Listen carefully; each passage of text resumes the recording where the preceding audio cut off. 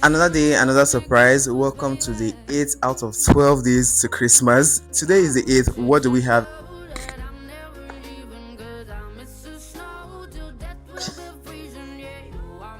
What do we have? Oh, kimono. For the 8th, we have this kimono, and then it has two different prints. Oh, it even has the price here for 21,500. Well, I like the print.